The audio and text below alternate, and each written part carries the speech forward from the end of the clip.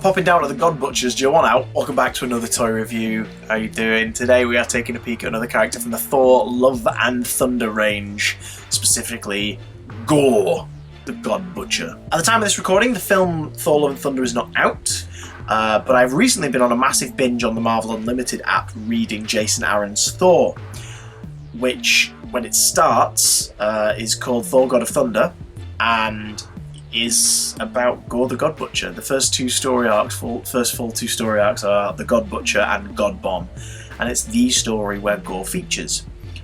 So because I've read those and thoroughly enjoyed them, I'm very much used to Gorr having a flat face and tendrils coming from the back of his ears, looking a certain way. So when I saw, like what we all saw first of this version of Gorr, the picture online of this very toy, I was like, oh. Since then, the first full-length trailer for Love and Thunder has come out, and we've seen Christian Bale in motion, and I'm like, this feels like Gorr the God Butcher. The vibe of the character feels present here. So I can probably overlook the design. And because I've started to do that, I've started to look forward to getting the toy. I have him.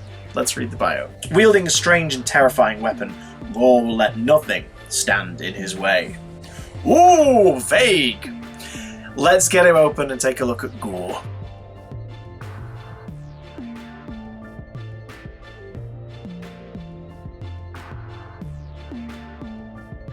Do you know what's really weird about this?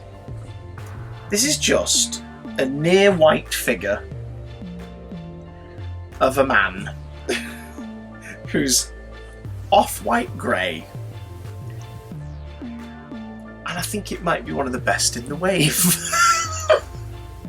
The colourful figures of this wave so far have been a highlight. Jane and Thor and his golden armour and Valkyrie have been fantastic, but there's just something about how bleak this figure looks. Like, he doesn't look plain, he looks bleak.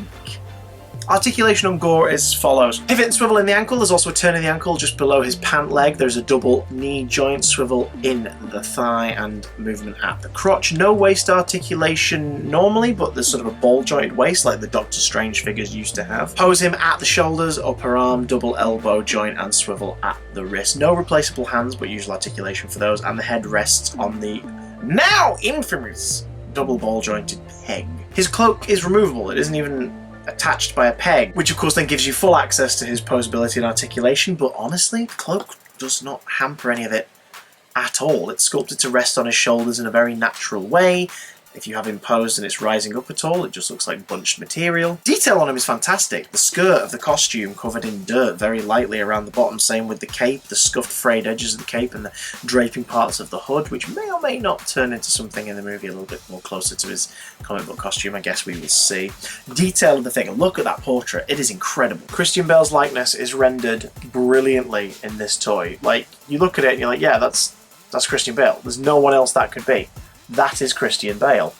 Down to the markings on him. Are they tattoos? Are they a tally of his victims? Is this a Mr. Zaz kind of situation? I guess we'll see. That'd be fun. It means that Christian Bale's played a Zaz-like character and also been in a film with Zaz.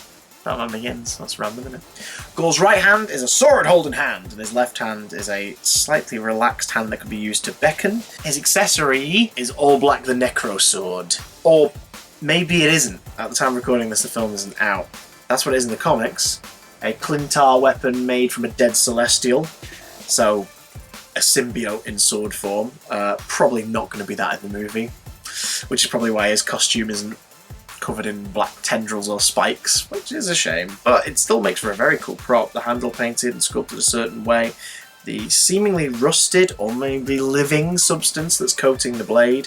Very, very cool, and allows for some dynamic posing. He also comes with the right leg of Korg for your Build-A-Figure collection, so we've got a good chunk of Korg now, only a couple more pieces to go. Unlike other figures we've looked at recently with skirts that hamper the articulation, like Kingo from the Eternals wave, this skirt isn't too in the way, really. The slit goes up far enough, and even if it does start to split, the wear on it would be a similar white colour to the robe, so it doesn't really take away from anything. Because of the way it's cut as well, he's got a decent forward and backward on it. You've got a nice bit of space for walking, jumping, leaping. it is surprisingly articulate. I do kind of wish that he came with a second head. This sculpt and portrait of Bale is phenomenal, but it'd be nice to have a slightly nastier expression, maybe with his pointed teeth bared and the black goo around his gums and lips that you see in the trailer. But it's a fairly menacing expression, so it allows for a decent amount of posing options without looking like he's just got a plain face. Having not seen the movie and just going off of the vibe of the character from the trailer, I'm really happy with this. It's surprisingly, I think, one of my favourite figures of the wave, and I never would have thought that, considering it's just a grey man. What do you think of Gorr the God Butcher? Do you like the figure? Do you find this review useful? Did you find this review useful? Did you find it useful as well? Why not? I may as well ask both questions while I'm here. Let me know in the comments down below. Which figure of the Love and Thunder wave that we've looked at so far is your favourite? Let me know down below too. Jane, Thor Odinson, Ravager Thor, Valkyrie, Gorr. Tell me, Daniel. If you want to help us out with future toy reviews, you can go to the PayPal link in my description or the Amazon wishlist. Just buy a toy, leave a shout out, and I'll make sure to get back to you here on the video. But of course, no obligation to do that. You can help us out by liking the video and commenting down below. Oh, this is almost a catchphrase at this point. I'll see you again soon for another toy review. Oh, madam.